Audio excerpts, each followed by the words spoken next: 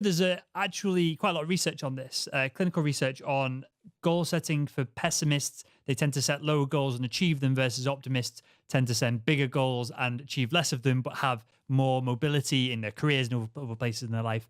And net, being an optimist typically is a better place to be. But with that said, let's narrow this down to sales goals, and perhaps we can come on to just goals in life in general in a second.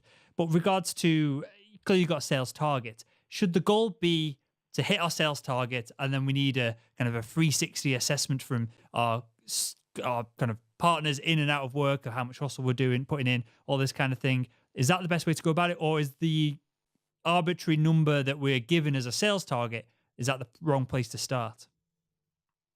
I What I do, what I teach is you have an idea of where you want to go. You do set a definite endpoint.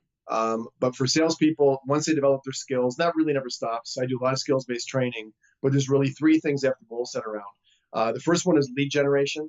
Any business that you're in, lead generation, whatever that means to you, has got to be front and center. A lot of salespeople avoid it.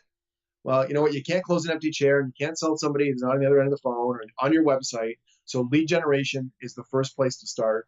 Then the next place to start in your specific goal setting is demonstrations, showing your wares, showing your product to potential people that have found you through whatever lead generation sources you're using.